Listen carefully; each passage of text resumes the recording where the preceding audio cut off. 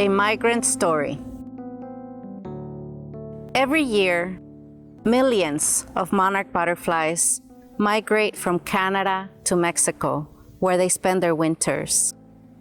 They face many perils along their nearly 3,000-mile journey: unpredictable weather, pesticides, low supply of milkweed, loss of habitat. Despite the traumatic experiences before, during, and after the journey, the monarch knows that its migration is the only way to ensure the survival of the next generation and the next.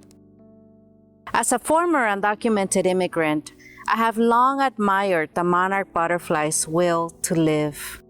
For the monarch and for me, and for the millions of people in the world forced to leave their homelands, migration is an act of survival. The monarch butterfly has become a powerful symbol for the undocumented immigrant community. It serves as a reminder that every living thing on earth deserves to thrive in peace and harmony, that for both insect and human, migration is not a crime, but a necessity. In my garden in Los Angeles, I planted milkweed and other flowering plants to provide a safe haven for the local monarch population and do my part to protect this magnificent creature. I shared my love of gardening with my daughter Eva, who was 7 years old at the time of this story, and while we weeded or planted bulbs, I would talk to her about the plight of the monarch population. I told her that 20 years ago, over 1 billion monarchs would make the journey south.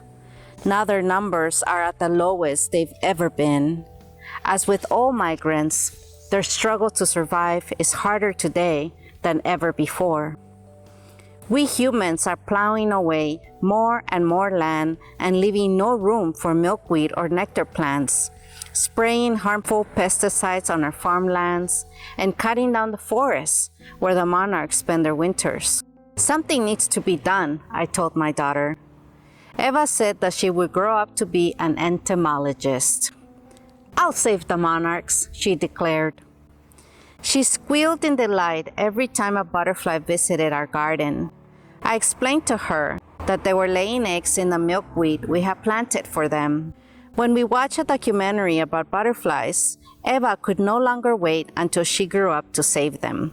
She had to start that very day with our local population.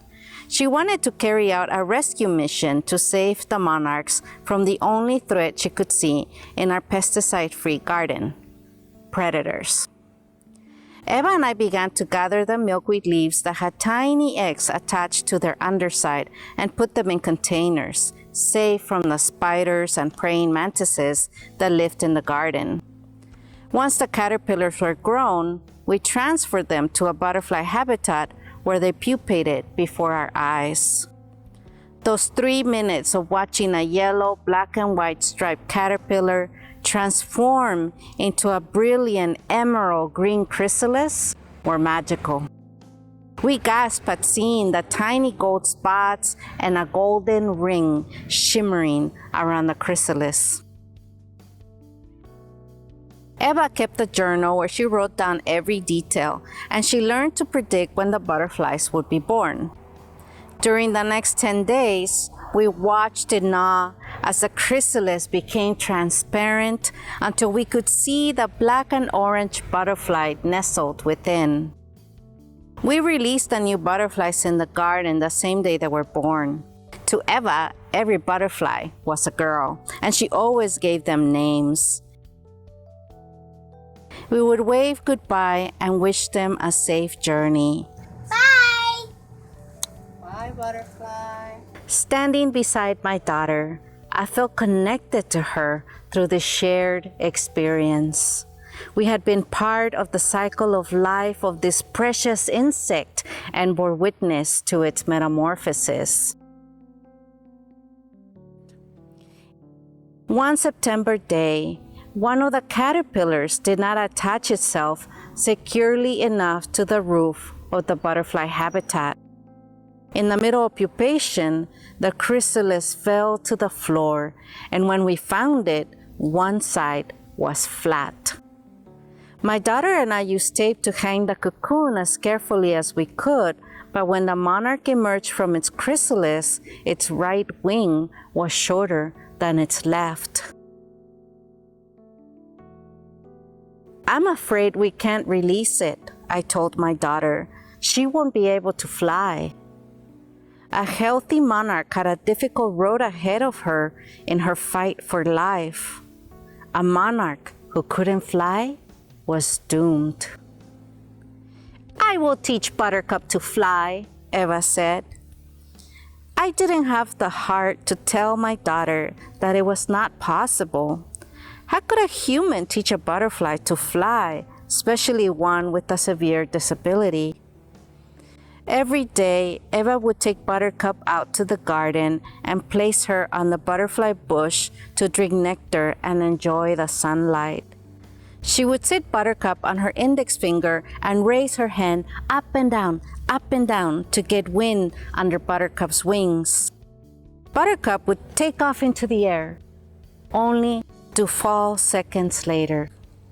Eva would pick her up from the grass and try again. For several days, Eva put out fresh orange slices for Buttercup, and when the sun had warmed the garden, she would take her out to eat nectar and practice flying. I watched from the window, wondering how to prepare my daughter for the inevitable. Buttercup would spend the rest of her too short life with us. She was never going to fly. This butterfly, like me, had been born to struggle, something that my children knew nothing about. I had been born with a great disadvantage too. An undocumented child immigrant from Iguala, Mexico, in the state of Guerrero, where 70% of the population lived in poverty. No one thought I could escape the circumstances I had been born into, but I had. Just like the monarch leaves her home to give her offspring a chance, I have left the country of my birth, risked my life to cross the border, and made the impossible possible. I went from being an undocumented immigrant to a successful published author.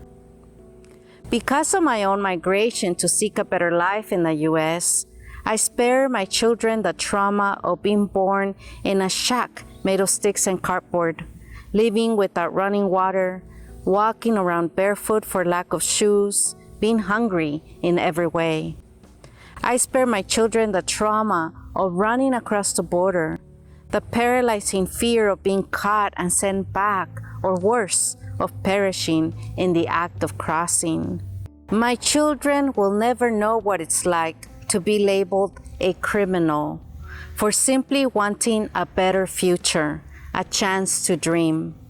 They will never know the stigma of growing up undocumented, the trauma of trying to hold on to your roots while trying to assimilate into a new culture. They won't know the searing pain of a heart as it cleaves in two, fighting to maintain its Mexican identity while transforming into an American. Like my story, the monarch's is one of struggle and survival. As I watch my daughter share the fight with Buttercup and learn of perseverance and faith, I hope that her love for this butterfly would be the magic formula that would help Buttercup fly. A few days later, from the living room window, I watched my daughter do her usual routine. When she placed Buttercup on her finger and raised her hand up and down, Buttercup took off and soared into the air. I was expecting her to fall back down, but this time she didn't. She flew across the garden and over the neighbor's fence. I rushed outside and watched as Buttercup disappeared from sight. Eva's face was full of triumph and pride. "She did it," Eva said. "She flew." "She did," I said. "She really did." I don't know where Buttercup ended up. My daughter believes that her butterfly defied fate and went on to have a fulfilling life. I was happy to know that at least for this one moment, my daughter might have had a glimpse into my life. She witnessed firsthand what it's like to rise above the circumstances one is born into and find the strength to survive. And now she's way up there.